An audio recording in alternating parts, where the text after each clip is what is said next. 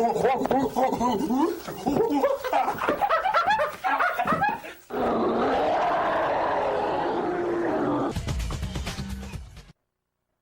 I started off with Western boxing. I've got an amateur record of 10-0. When I was about 18 years old, it was the first time I went to Thailand. I've basically been training in Thailand for the last 10 years. What happened was a few years back, I met Matt Thornton from the Straight Blast Gym, started training with him, started adding a ground game into the entire game that we do now.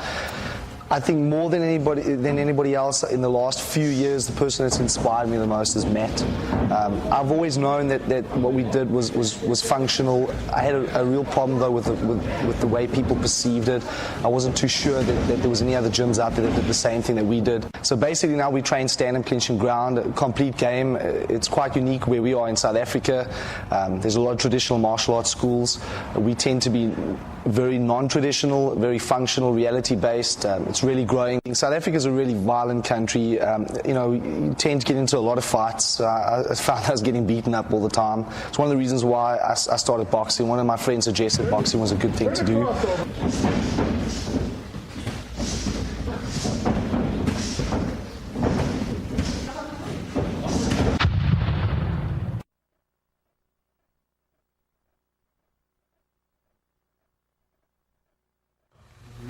What's really important in the beginning of boxing is to get a rim shot range. This is the beginning of boxing, starting right at the beginning point. What we're going to do first is basically what it means to have a rim shot range is when my opponent jabs, I'm just out of the range of the jab, and what I'm going to do is to gauge distance between myself and my opponent is work the catch. And this is a catch. What you want to remember is when you catch it, you don't pat it to the side. It's really important to catch facing the glove, not pushing it past your shoulder. We'll bring both hands up now and he works that jab, just working the catch. And we work a drill back and forwards where we work the jab. Most important thing in this drill is to break up the drill, not to have a rhythm. Basically, you don't want to stand in front of each other. He jabs, I return the jab, he jabs. This is a waste of time. We want to get up on our toes and move around. So working the jab, and then we're going to break it up and move around a little bit. Come back with the jab, breaks it up, work the jab. Now, some important points on that rim shot range. What it really means at the end of the day is that every time he needs to hit me, he's going to be basically one step away. So he jabs and I step back, so one step away. What this tells me though is if he wanted to put a kick in, he'd be able to kick me. So when he's working the jab, I'm out of range of the jab, but he could kick me. Okay, so all I need to do now in order for me to get out the way of the kick, if he throws a kick, I step one step back and it misses. So that's the rim shot range. When he works that jab, I'm just touching it there, so I know exactly where the jab is. It's a good range, moving around. And now we're just going to work the drill. Keep working the jab. Okay.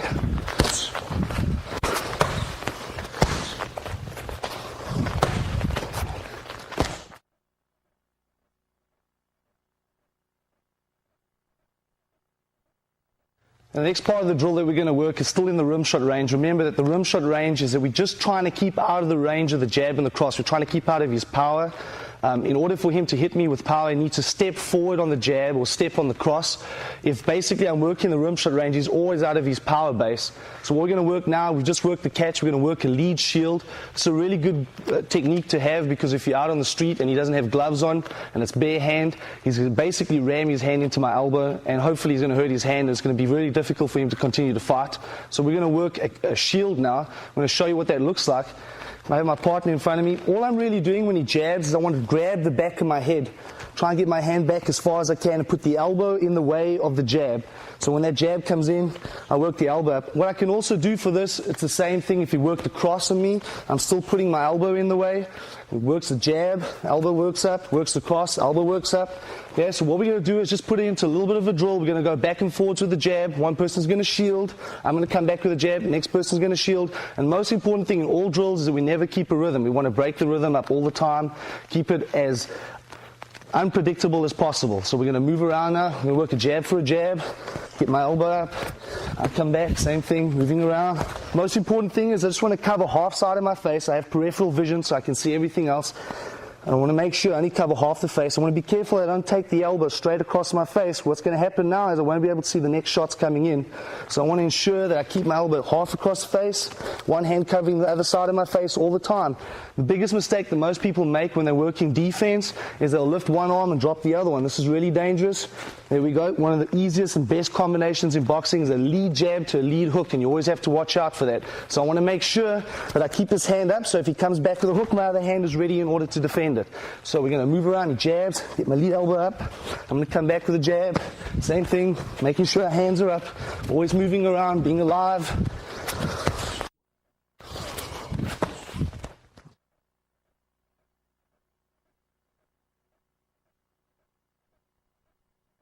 Basically what we're going to do next is we're going to put them together. So now we've got the catch and we've got the shield. We're really only going to work these defense out of the rim shot range. We don't want to work it once you close the distance where you can fire all guns. And what that really means is, out here, the best weapons for him is a jab and the cross. And like I said, he's always stepping for the jab and the cross because he wants to get power. I'm staying out of the power range. So if he works the jab, I can shield it. If he works the cross, I could catch it. If he works the jab, I could catch. Or if he works the cross, I can shield it. Once he breaks the distance and we're a little bit closer and we're in here, I don't want to catch anymore, and I don't want to shield like that because it's going to open up my ribs, and if I catch, basically what's going to happen is his hand's going to push right through my glove and I'm still going to hit myself. It's okay with gloves on, you can survive that, but the problem now is if you're out on the street, for example, and you don't have gloves on, and I put my hand like this and I hit myself, that's going to cause as much damage. I might as well just have taken the punch.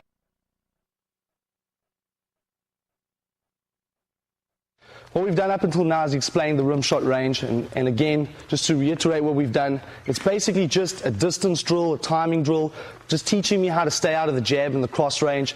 Really important for those people that do NHB because it's a good place for you to shoot and take somebody down.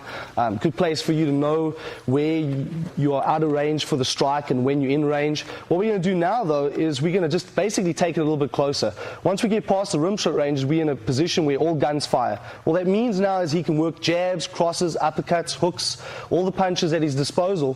What I need to do now, though, is I need to change the way I use my stance, the way I stand, and also need to change the way that I work my defense. If I continue to try and work a catch, I continue to try to work the shields the way we've done it, all I'm really going to do is I'm going to open myself up for a lot of body shots and a lot of head shots. And if I work a catch, all that's going to happen, especially against a heavier opponent, he's just going to work right through my glove. If I don't have gloves on, like I said earlier, that's basically going to damage me because I'm going to be empty-handed and I'm going to be basically smacking myself in the face with my own knuckles.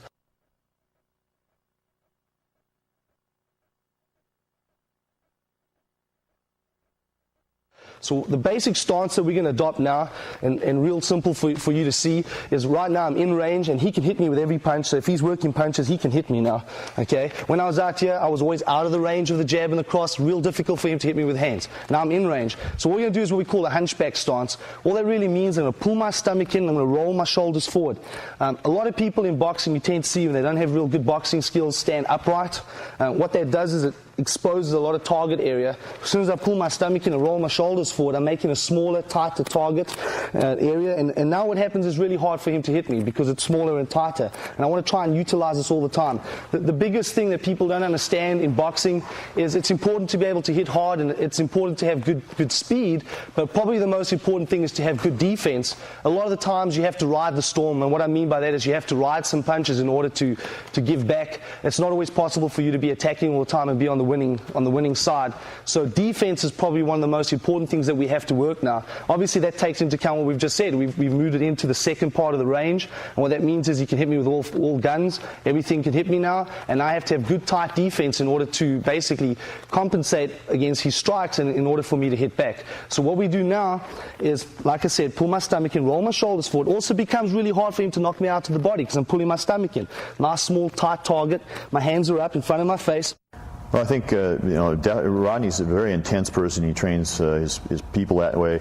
Everybody respects and listens to him very well. He's a very business-like guy. He runs his business very well. He's reputable and honest. I think that makes a big difference. People trust him, and as they're training with him, they get realistic training. And he doesn't waste time with people that are not really interested in training. He makes sure that nobody's wasting time, because there's a lot of people in his area that want to train, and he doesn't want to waste time when those people are interrupting him.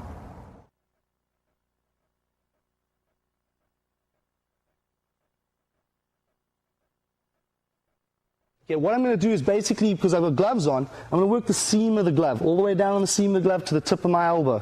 And really all that means is I'm going to keep my hands on top of my head, and I'm going to basically shift my body side to side as I work the seam of the glove for the jab and the cross. He's working jab and cross. This is sort of what it looks like. Just working side to side. Real hard for him to get in, especially with the gloves. And I'm working side to side the whole time, running it on my forearm. Okay, and that's probably one of the best ways to work a defense for the jab and the cross. Just if I'm standing in front of you, what we're doing here is we're working it side to side. I'm just basically tilting my elbow up slightly, making sure that it's really hard for him to get through, keeping it nice and tight all the time, working off the jab and the cross. We'll show you later on what it looks like once we take the gloves off. You have to make some minor adjustments when there's no gloves on, or if you're working for an NHB event. Right now with gloves on, obviously the gloves add some added protection. We've got some extra padding so we can get away with a little...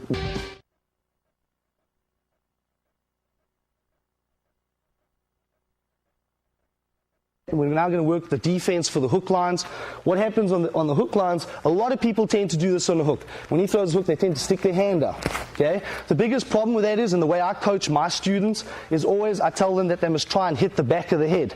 And the reason why I'm saying hit the back of the head is because if I pull my head back, he's still going to be able to hit me on the jaw. Okay, so if he's aiming for the back of the head and I don't move, I'm going to get hit in the back of the head. A lot of people don't know this. One of the best knockout points in boxing is right here.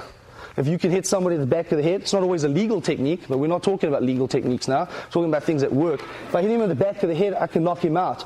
And if I aim for the back of the head and he tends to pull his head back, what's going to happen is I'm still going to be able to hit him because I'm still going to hit him in the jaw. So it's a really good thing. If I aim for the jaw and he pulls his head back, this is going to happen. My hand's going to go right past him. So I want to aim for the back of the head, so even when he moves, I still catch him on the jaw. So because he's doing that, and because I don't want to just stick my hand up in case it comes around, I want to make sure that I do a similar thing that we did before when we were in the rim shot range, just a little bit quicker and a little bit more tighter. So when he works that hook now, I'm basically picking my hand up like a shield, and I point it a little bit towards the hook. So as the hook comes in, I point and I bring my hand up. And the reason why I'm pointing it, because a lot of times, and you would have felt that, it hits you right on the inside of the forearm. It's not necessarily going to stop him from punching, but after about 4 or 5 hooks, it's going to start getting sore, and that's obviously good for me if we're going 4, 5, 6 rounds. So when he works that hook, just working to the side. When it comes off the lead hand side, I'm doing the exact same thing. I'm just pointing it up. As it comes in, there we go. It comes the other side, and I'm picking my elbows up.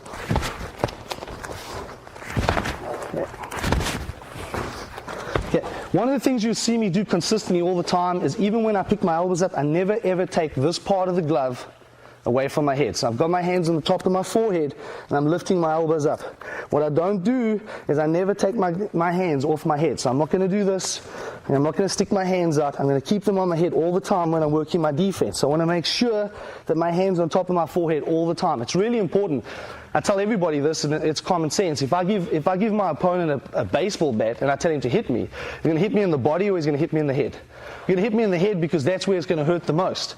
So what I'm saying is, if I'm out on the street, 99% of the people that I'm going to fight with are going to be headhunters. I want to protect my head at all costs. This is probably the most important thing that you'll ever learn. Pull your stomach in, roll your shoulders forward, make a small target, and protect your head. Most important thing.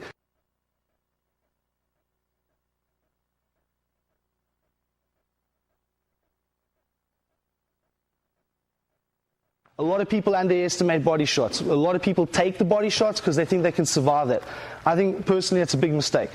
Some of the best knockouts I've ever got is from the body because people think that way, and a lot of people don't understand how to protect themselves on the body shot. What you generally see most of the time what people do is if he works a shovel hook to the side of my body, you tend to see people do this. They drop their body down and their elbow down. That's going to defend it, but again, a common combination in boxing is to work a shovel hook to a hook. If I stick my hand out and I'm not quick enough, I'm probably going to get knocked out on the second one.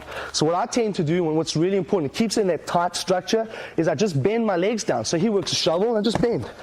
That's what I do. He goes again, bend down. Go again, bend down. Now my hand is up, so I'm already in a position that I can protect that hook. When he works a shovel hook with the other side, I'm bending down. Go again, bending down.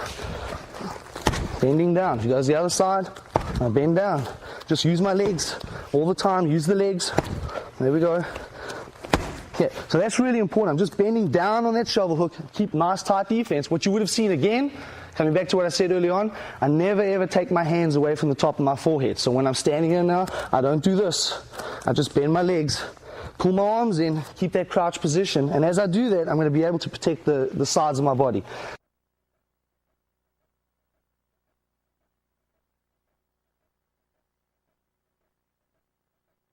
Working into uppercuts, most people ask this all the time, how do you defend against an uppercut? Again, I'm never going to take my hands away from my top of my head, so all I'm going to do is I'm just going to turn my elbow in a little bit. So when he works an uppercut, I just turn my elbow in.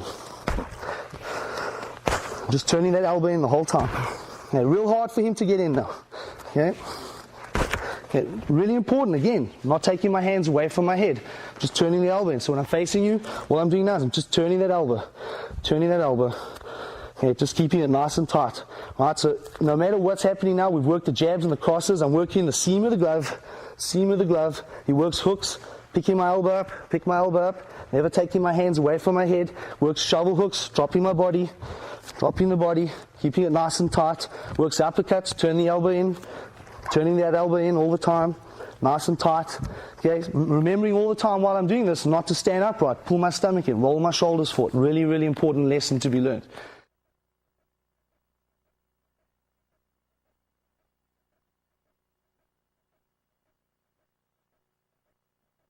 Now is we've got body shots. A lot of people, again, when we work a straight jab to the body or a straight right cross to the body, a lot of people will sacrifice this, thinking that it's not going to hurt them.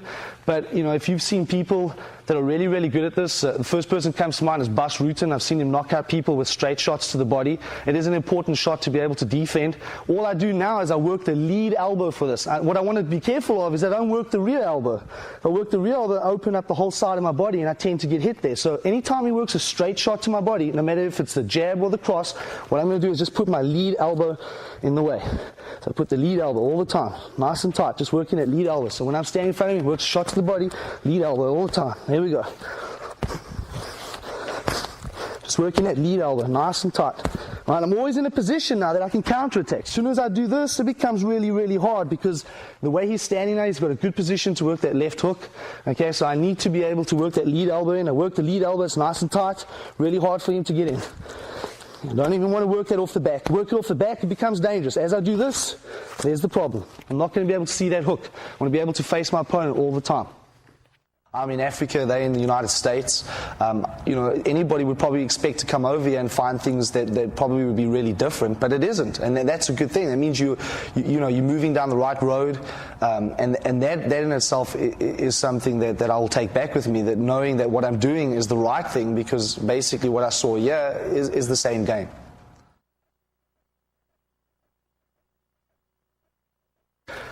All right, what we're going to cover now is we're going to move on to evasive tactics. What that really means is what you see in boxing: slipping, bobbing, weaving, and ducking. We have to look at this in perspective, though. Always, when we talk about street boxing in general, we're talking about the fact that the person can throw elbows and headbutts and knees. So a lot of the slipping and bobbing and weaving is not really applicable to what we do as far as that goes. I think, though, it's an important skill, and I try and tell everybody this: if you can't slip, bob, weave, and duck, you miss a really crucial part of your boxing game. I know a lot of the guys today that are fighting in no-holds-barred tournaments, they don't really want to try and implement that type of tactics, obviously, because, like I said, you maybe eat a knee on slipping and bobbing and weaving. But what it does do is it enhances your boxing skill. I think it's something you should train, you should spend time on it. You might not do it in a no-holds-barred competition, you might not even use it on the street, but it gives you good body mechanics. What I'm going to do, though, is from the tight structure that we've already used, that tight boxing structure we've been discussing right through the tapes, we're going to basically work slipping first. And really all slipping is moving my head out the way of the punch. I'm going to show you the right things to do, and obviously the bad points that a lot of people tend to do when they're slipping. Even people that have been boxing for a long time tend to do these things. We want to try and move away from that. And again, I'm always going to bring it back into the context now of that we have to worry about somebody putting a knee in or an elbow, always keeping that in mind the whole time.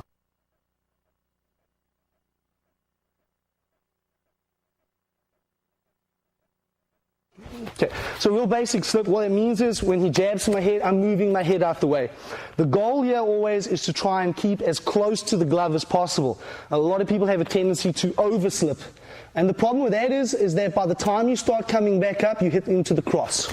It's really, really hard for you to get away from that. When you slip nice and tight, it's always good because you can slip back again. If you have to, you can bob and weave underneath the punch. It's going to be very difficult for you to do a double move if your body is down here. Almost impossible. As you come up, you get hit. When you keep it nice and tight all the time, what's going to happen is your movements will be a lot quicker. So if he, for example, did a jab cross, it would look something like this. It's real easy for me to do that. If I bend all the way down, like I said, it's going to be real hard, and I'm going to get hit on the way back up. So from just looking at the idea that he could work knees and elbows on me, I want to keep my slips, again, really, really short movements. It would not be a good idea to slip down here because of the knee. Okay, so what I would do is just keep it nice and tight, right on top of the glove. If he threw a knee now, I'm still in good position. I can still defend. I don't want to sacrifice too much body motion. So all we're going to do now is a real basic drill. It's a progressive drill, just working against the jab. I try and always do that. Work against the jab first and then slowly insert the rest of the punches. Don't just start throwing all punches and trying to slip with all the punches in the beginning. Let's do it progressively. Start with the jab first. Once you get that down, you can put the cross in. So this is a real simple drill. We keep it nice and slow so you can see it. I'm going to move around. He's going to be jabbing, I'm going to be slipping. I'm going to try and slip also to the inside. A lot of people say that it's really dangerous because you have to watch out for the cross, but it's still something you must learn. You can't always slip to the outside of the punch. You have to get used to doing that as well. The key element again is to keep my hands up. If my hands are up and I'm nice and tight, it's real hard for him to hit me. And if I do make a mistake, like I said before, I'm going to try and ride anything on the top of my head. So this is what it's going to look like. Move around on that. Again, like anything, I try and mix it up. I try and always slip the same side and try and mix it up a little bit. Okay, sometimes going twice on the same side, moving around. Again, if we were working in a boxing ring, we'd be moving around the whole time. We'd never be standing on one spot. I think for the video, it's really important that we do that so you can see what we're doing. But if you're training at home, you want to always move around. Never stand on one spot. It's just not a skill that you, or at least a habit that you want to get into. You always want to move around. Really important. The ultimate goal anyway, in anything, striking or kicking, throwing elbows, is not necessarily what it looks like, although form is important. It's can I make it land and can I make it hurt? And obviously making it land means that I'm going to have to be able to do that against a moving opponent. Nobody's just going to stand still for you. Okay, so we're going to do that one more time. Moving around, slipping my head. Here we go. Just basically letting it right over the top of my shoulder all the time. He throws across at me, it's the same motion. Okay, working it. Yeah. And what I do is a lot of times what works really well for me is I move my head and I just push my shoulder up, try and get my shoulder up a little bit higher to my face. And the reason why I'm doing that is I'm always worried about getting hit on the side of the head. And obviously if I slip this side on the jab, if he throws a jab, I slip this side, I'm obviously going to be susceptible when I come out of that to the next punch. So if I put my shoulder up, my shoulder's up and my shoulder protects me. And basically anytime he hits me, it's just going to graze past my face. And I work the same thing. Sometimes I'm going to have to defend because I can't slip everything. Yeah, and we're moving. Keep it nice and tight. Keep my hands by my face. A lot of people tend to do this. They move and they move their hands away from the face. And that's probably the worst thing you can do. You want to always make sure you keep your hands by your face all the time. Keep looking at the solar plexus like we did before. Keep it nice and tight.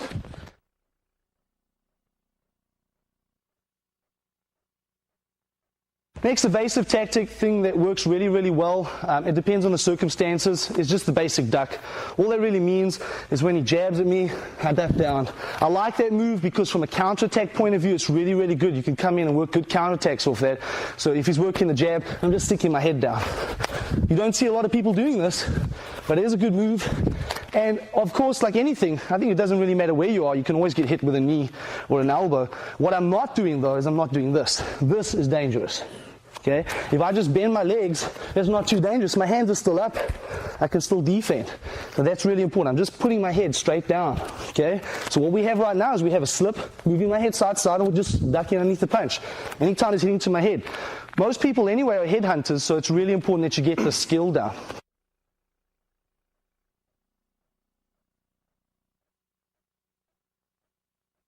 Bobbing and weaving is probably the most tricky one that you can actually learn, and the reason why is because of the knees and elbows. You tend to see a lot of times in boxing, especially against the knees, see a lot of boxers do this on a bob and weave. If he throws a hook, you tend to see people do this. That's a good move for boxing because you can go really, really low. You only have to worry about the hands, but you can see the problem here with the knee. Okay?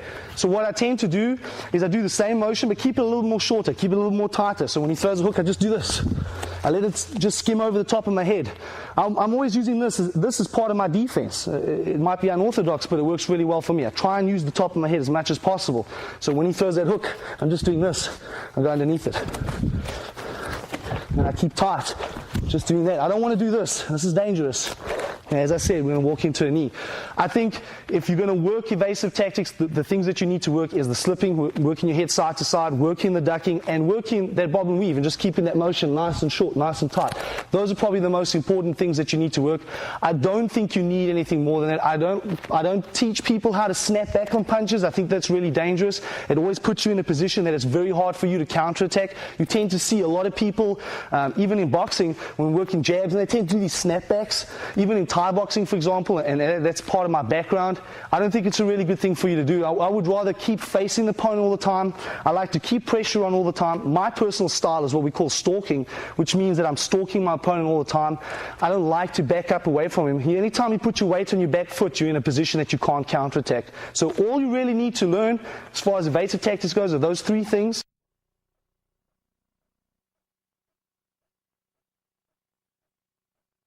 Obviously now we don't have the gloves. I said earlier on, the gloves gives us added protection and get away with a lot of things that we might not be able to get away with now, but still the principles remain the same.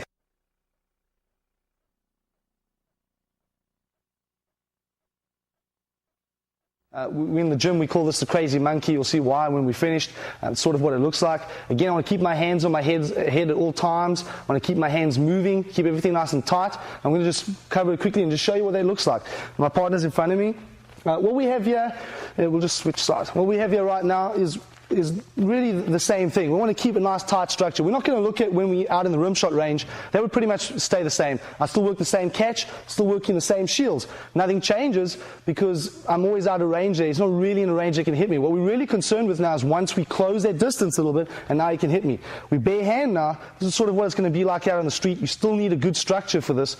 And keep my hands up and I keep my hands open this time on my head. So I'm not going to keep my hands closed. I actually physically open my hands just to give it a little more cover. Remember we said we had the gloves. The gloves add to that cover. I want to try and get more cover, so I'm going to just open my hands. What I'm doing now is the same thing. When he's working the jab and crossing me, I'm still working that part of my hand as if I had the glove on. Still like the glove, the seam of the glove was here. I'm working that part of my hand. I'm still going to rock back and forwards, so I'm working the jab and cross and doing this. Except what I have to do now is when I'm standing in front of him, I have to move my hand a little bit more in to the middle of my head. So as I do this, I move my hand in. What that's going to do is going to basically produce a cover that covers the whole side of my head. At the same time while I'm doing that, I'm going to keep my chin down and tuck it inside my shoulder. That's really important. So if you look at it from the front angle, what I'm doing is this. If my hands are here, I turn my hand in, tuck my chin up against my shoulder, keep the other hand up. I don't want to have my hands down here. It's too risky. Hands are small, they're going to get through everything. Keep it nice and tight, move my hand in. So I'm facing my partner, I'm doing this. I'm moving my hands in.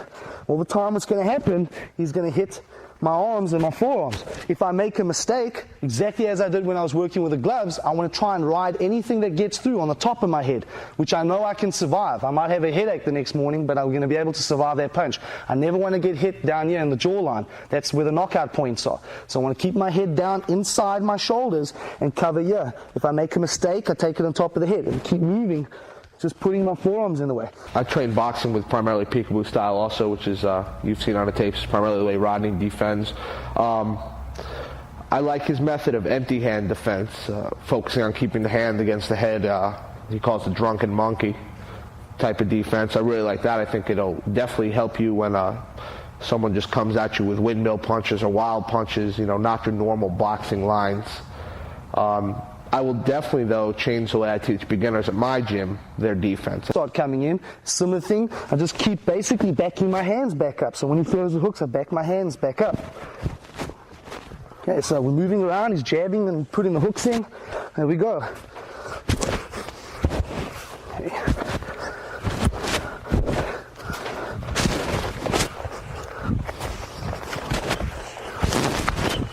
Okay, so it's very, very similar to when we had the gloves on. Nothing's really changed except I've opened my hands. I've pulled my hand a little bit more deeper in than I would have just to give it a little bit more cover. I'm working all the same motions. If he works to the body, nothing changes. If he goes to shovel hooks, I'm still going to be dropping down. A little bit lower this time, pulling my stomach in because I don't have the luxury of the gloves. So I'm going to move and drop low.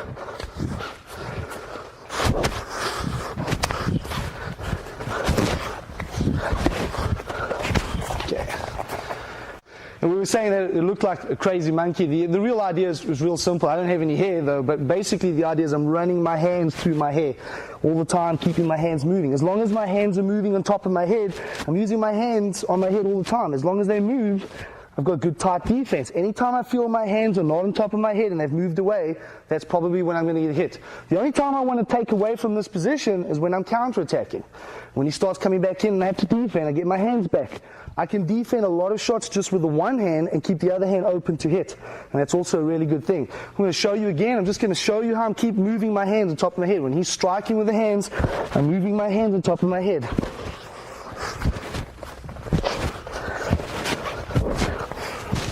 Really good tight defense. Keep moving my hands all the time. Another thing this is really good for if you have opponents throwing elbows at you. It works the same. Nothing changes. Keeping my hands back. If he's throwing elbows, I'm just doing this, keeping my hands back. Real hard to get in. I can take one hand and just do it with one hand.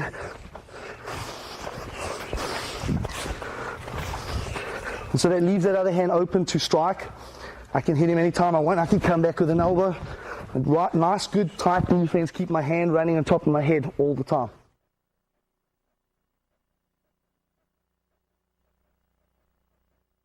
Okay, what we're doing is we're still working on some of the street considerations, things that you need to know for the street. We looked at basically tight defense, how to open your hands, sliding your hand to the middle of the head, keeping everything nice and tight.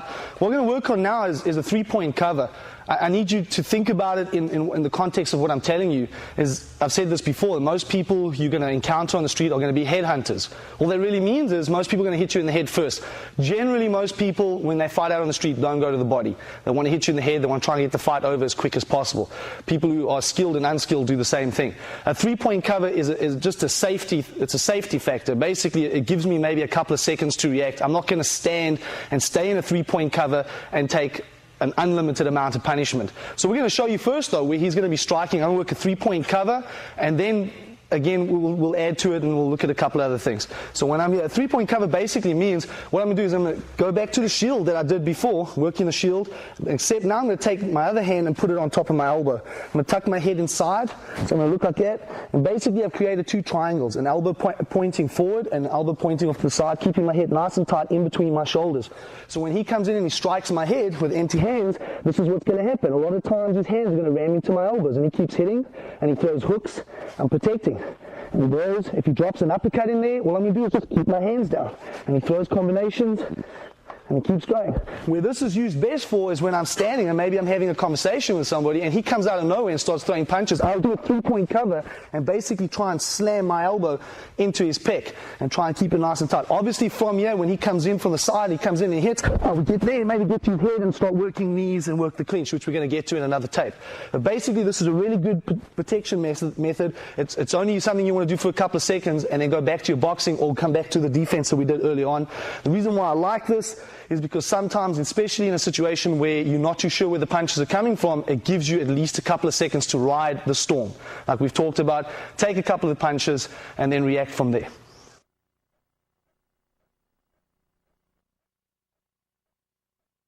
What we've done up until now is we've worked the rim shot range, we've explained that, we've worked into that second range now where the person can use all guns. The most important thing is, besides just knowing how to defend it, it's really, really important to put this in a live drill. And all that really means for me is aliveness means training against a resisting opponent. I think most of us that have a connection with the Straight Flash Gym teach pretty much the way Rodney does. Everything's done with aliveness, everything's functional. The techniques are taught, and then we practice them a little in there, put right into sparring, put right back into whatever your personal style is. And I think that's really the best way to teach, and that's exactly what Rodney teaches.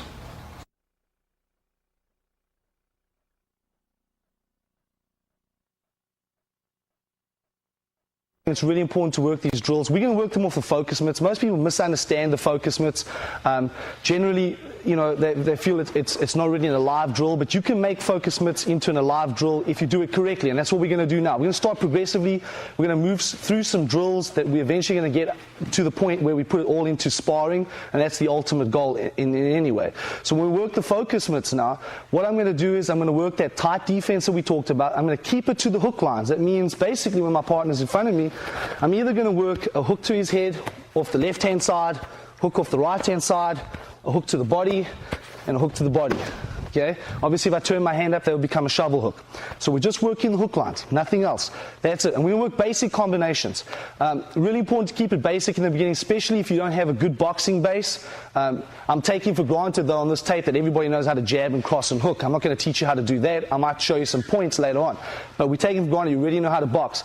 Keep basic combinations. And as you get better at it, you can improve on those combinations. You can put more of them together. You can make longer combinations. Right now, we're going to keep it to 3-point combinations. First combination we're going to work is a double jab to cross. Off that double jab to cross, whenever I feel, and not every single time, really important to break it up, I'm going to just insert a strike. So we're going to move around, double jab to cross, moving around, and put a strike in, move around again.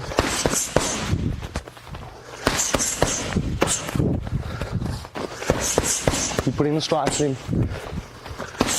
And sometimes I don't strike back. I want to move around all the time and not really know when it's coming next. Really important to break that up.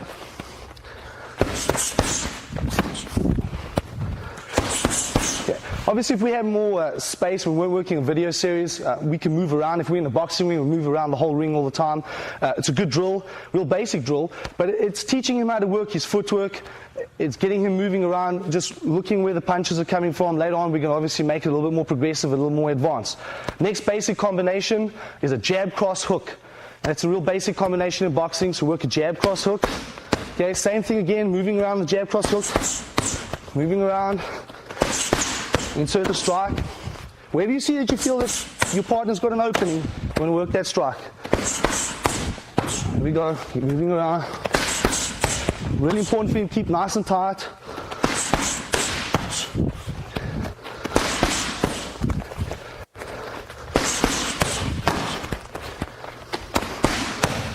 Okay.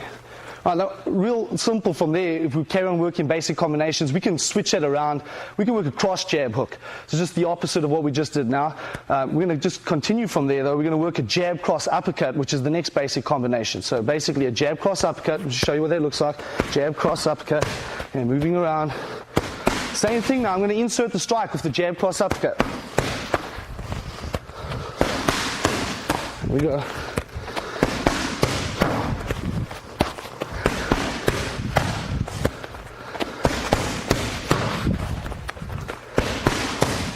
We mix it up. Sometimes I'll come back twice on the same side and then change to the other side. Sometimes not coming back at all, like I said, because it's really important that he really never knows where the next shot's coming in.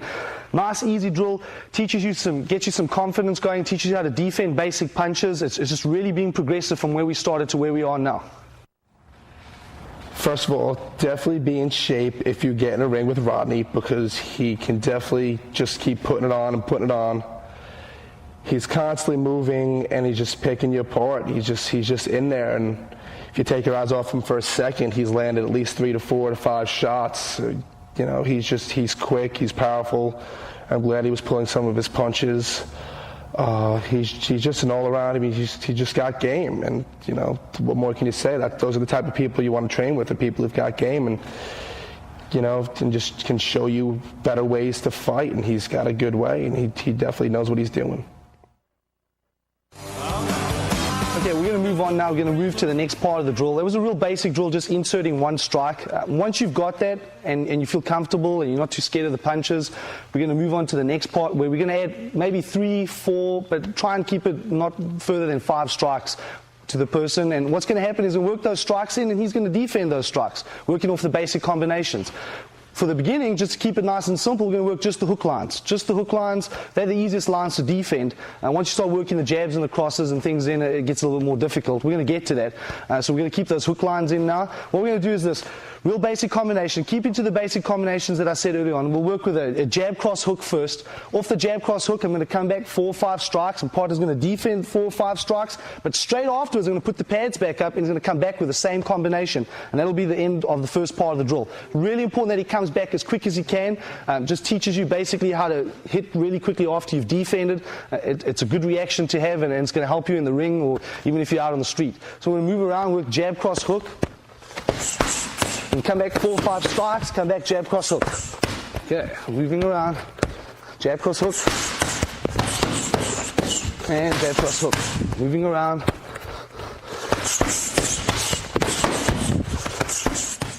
Working off a cross jab hook now is the next combination. Real basic combination again. Working on those 4 or 5 strikes. So we go with cross jab hook. On the defense, comes back straight away. There we go, moving around.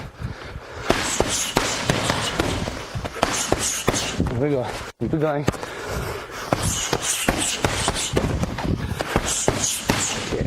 Now you can work that with any combination you know from boxing. Work the same thing. Working the defense off that, keeping it nice and tight. Really important, again, I said earlier on, I want to pull my stomach in, roll my shoulders forward, keep a nice tight position. Harder for him to hit me. Real good when we're working this. Now if he's pulling his stomach in, rolling his shoulders forward, in this position, he's already made a smaller target. He's got his elbows nice and tight in, and working those shovel hooks, real hard for me to get in. Now if he stands upright, this is what you tend to see a lot of times, lots of targets now. Basically I can hit him anywhere I like, and unless he's got really good timing to get out the way, it's going to be real hard for him to miss those punches. The only thing that's going to save him there is good defense, and that's what we're talking about. So you want to keep it nice and tight all the time. Pull your stomach in, working off those shots, keeping it nice and tight, making a small target. Now what I'm going to do is I'm going to add the jabs and the crosses in. When I'm working with focus mitts, what I want to do is I want to make sure I use the flat part of the focus mitt and not the top part. Again, the whole idea is this is made out of foam, so if he makes a mistake, I'm not going to hurt him. Obviously, if I put gloves on, it's going to hurt him. So if I work the flat part of the glove, it's really easy. If I make a mistake, I can still recover from that. A lot of focus mitts as well, you tend to see that don't have this top piece like this glove has, and the fingers are exposed. So if I jab straight like that, my fingers are going to go into his eyes, and obviously that could be a problem. So what we want to do is work the jabs like this. Nice and slowly, jabs and crosses, making sure the pad's facing up. What he's going to do is he's going to work nice tight defense. We're going to keep that rocking motion back and forwards, working the seam of the glove. Remember I said to you, we've crossed the line now where we've gone past the rim shot range. So we're not working the catches and that type of motion anymore. We're working basically the seam of the glove. If we try to catch now, it's just going to go right through his glove and it's going to hit him in the face. So we're going to work that drill quick, come back to the basic combinations we've done already, double jab to cross, okay? Working the strikes in, and when I work straight, you see what he's doing, rocking side to side. There we go. Real hard for me to get in now. Yeah, and come back, same combination. Okay, so put it together now, double jab to cross. There we go, straight away. Really important to hit as fast as you can. Once you finish defending, you want to get into a habit of hitting back straight away. And same combination. There we go, moving around. And double jabs cross. Okay, so really important that you can see it nice and tight, working that rocking motion back and forwards. We've now put the jabs and the crosses in. Basically the whole game now is just really short of putting the gloves on and working the glove drills.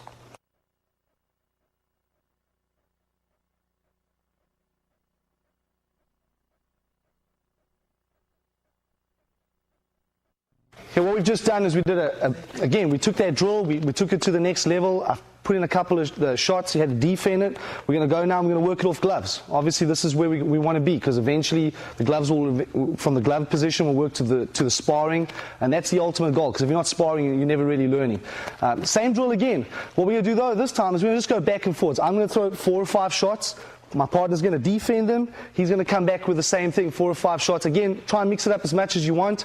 Try not to keep the same combinations coming at him all the time. Make sure there's some broken rhythm, broken timing. We want to try and make it as unorthodox as possible. That's really important, because that's the easiest way for you to learn at the end of the day, keep it alive. So this is what it's going to look like. We move around, we work a combination. I'm just defending it. You watch, I'm working that stuff we did. I'm keeping it nice and tight. I'm pulling my stomach in, working the seam of the glove, making sure if he goes to the body that I just drop my legs down and keep it nice and tight. The number one goal for me right now is to face my partner all the time. Simple rule in boxing is this. It's the punch that you don't see that knocks you out, not the punch that you do see. Not that you want to test that theory, but most of the time if I'm facing the punch, I will survive it. And the minute I turn my head away, I'm going to get knocked out. And my main goal right now is to keep facing the target all the time. And this is one of the best ways to do it. We're working nice tight defense. All right, so we carry on with the drill. I'm going to come back with a combination this time. Moving around. And he's going to come back. Keeping it going. Okay. Every now and again, I mean, it doesn't matter how good you are, you're going to get hit. And what I try to do then is I always want to try and ride all those punches on the top of my head. It's very deceiving a lot of the time. A lot of times the partner thinks that, or at least your opponent thinks that he's hitting you, but he actually isn't. You can't really do that much damage when you hit somebody on top of the head. When I'm keeping in this nice tight structure, I'm keeping my head down. That's where I'm riding those punches. I want to ride as much as I can here. I never want to take any punches here. Obviously, those are the knockout points. This is where it's going to hurt. So I keep my head down. Again, we show you again, moving around, keeping my head down. If I make a mistake, I just take it on the top of my head. I really like his empty hand, his defense on top of the head, and the way he covers. I'm more used to a professional boxing style where I'm sided up and I'm catching and I'm covering and getting in close. It was still kind of my style, and I always had an issue with fighting in close, being as tall as I am as well. And I definitely, with his hands up here, something I really want to start trying to incorporate, since I need to be able to get down low, since most of my competition is shorter than I am. And that was definitely something I'm going to bring back to Athens, Georgia, to the gym, and try and incorporate into maybe even the Muay Thai that I do, and definitely into the no holds barred structure that we train. What I try to do is, and I tell everybody this, never ever look at the gloves. When you look at the gloves and you try to read punches off the gloves, you always get hit. Now by the time you see it, it's going to be already too late. So what you do is you look at the solar plexus, and from the solar plexus, what you do is you just draw a triangle up from the solar plexus to the top of the shoulders. I look at the solar plexus, but I have peripheral vision everywhere else. What that helps me now is every time he moves, I'm going to see him move straight away. If I try to look at the glove, it's going to be on top of me before I even know it. So I need to make sure that I'm looking at those points all the time. So we move around again, nice and light, works combination. Keep it nice and tight, keeping my elbows in, putting my body down, come back, same combination, moving around. Okay, remember now we're working the jabs and the crosses in as well. And really important, what we don't want to do here is we don't want to catch. We don't want to put the catches in, and we want to pick our elbows up like this and working a shield that we did early on in the rim shot range. We only want to do this when I'm out of range. So if we were boxing and he wasn't really pressurizing me, he was just moving around, I'm here, and I'm working my catch and my shield, and I can work slips. As soon as he closes the distance, I want to be here, nice and tight. Okay, I can't afford to do this now. He's going to hit right through my hands. I'm basically going to get a hit. I want to keep it nice and tight. We'll do this drill one more time. Move around, work combination. Keep it nice and tight. Okay, come back, same thing. He comes back. Okay, moving around. Exactly like we're sparring. We break it up now, come back. He comes back. Keep it moving.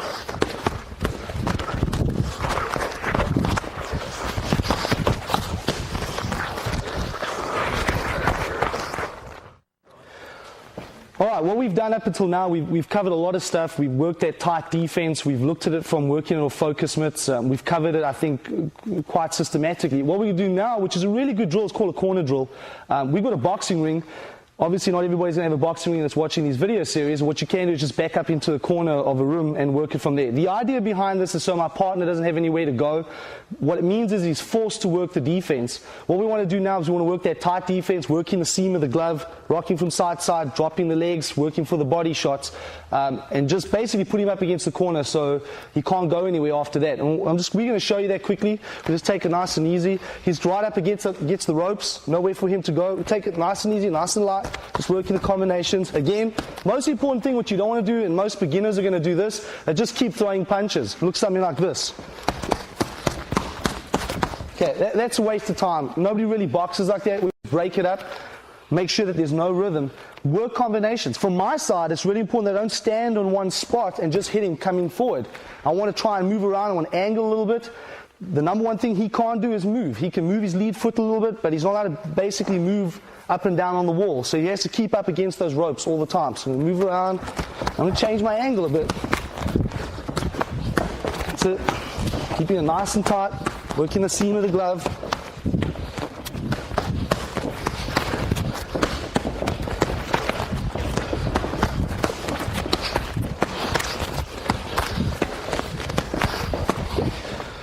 Really important that it works that seam of the glove, moving back and forward, keep up against the wall.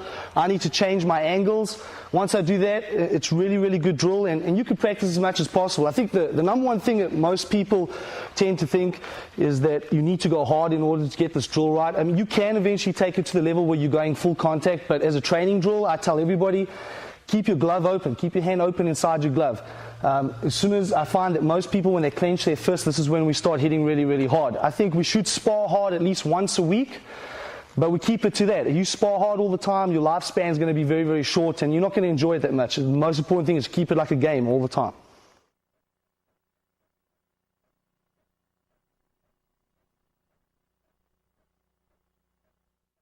Okay, now we're in the ring. What we're going to do now is work the sparring. As I said earlier on, sparring is the most important thing. I think anybody that's training today in any martial art, if they're not sparring, they're not learning. You have to do the sparring. I've got Rory and Adam from the SPG, from the Straight Blast group here today. They're going to help me out. They're going to move around and do some sparring. What we're going to do is, while they're sparring, every now and again, we're going to ask them just to break, point out some things that you need to take note of. The ultimate thing at the end of the day is the best way to learn how to spar is to get in the ring and do it. Again, the most important thing is not to go too hard. They're going to do something just nice and easy, just like flow sparring. The idea is to learn not to knock each other out. So we're going to get them in here and let them start. And we're just working hands right now, so just boxing.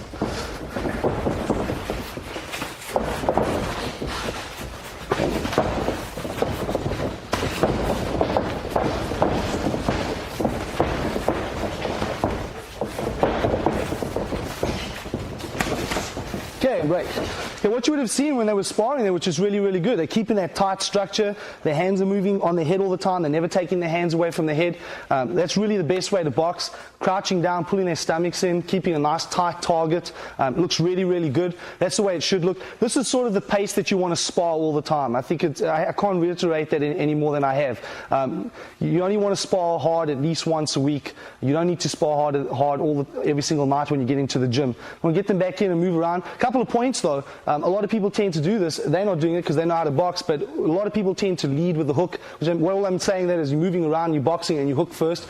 You can do that from time to time, but you've got to remember that it's very, very dangerous. Opens up for a lot of things. Always want to try and set everything up that you do in boxing off the jab. Your jab is your backbone of boxing. If you don't have a good jab, then the rest of your boxing is going to be really, really bad. You need to have a good jab. One of the reasons when you saw it on, a lot of times we're working against the jab. That means that it gives my partner a lot of training. And a lot of times he's just working that jab. That is the ultimate. If you want to set up your punches, you've got to work the jab. So we're going to move around now. We'll just ask them to work a little bit more jabs, just so you can see that.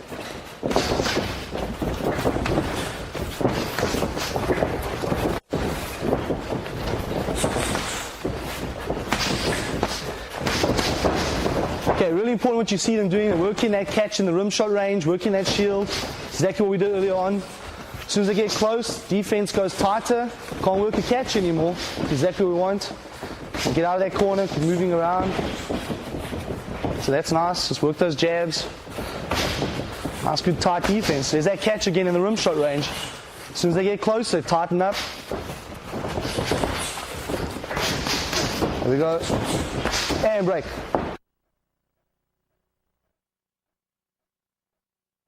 I don't care how hard you can hit, how fast you are. If your defense is bad, your boxing is going to be bad. You need good body mechanics. And in order for you to have good body mechanics in your punches, you need good defense. You need to be confident that you can at least defend the punches, ride the storm if you have to. You've heard me say that through the tape. What I mean by riding the storm is real simple. Anytime we were doing these type of drills, when he throws a combination at me, and I'm doing this, and I'm just defending, that's riding the storm. Sometimes you have to do that. Why is that important? If I'm in a bar, for example, that happens all the time. I'm having a conversation with somebody just punches me from the side, I wasn't ready for it. 3-4 more punches follow. I'm not too sure what's happening. I don't have an opportunity to counteract straight away. If I can ride the storm, it's really important. Then obviously I can counterattack. I can still win the fight. And so defense in that sense is really, really important. Most people that come in will quit for basically the same reason as the ego. When I say people quit because of the sparring, they don't quit because they get hit. They quit because their ego is hurt, and that's ultimately what it comes down to. There are people that come to learn how to defend themselves, but if it was only about defending myself, that's just ridiculous, because anybody can pull out a firearm, anybody can just shoot you. All those years of training are going to mean nothing. So we use the training for personal growth, for self-discovery, basically to become better human beings.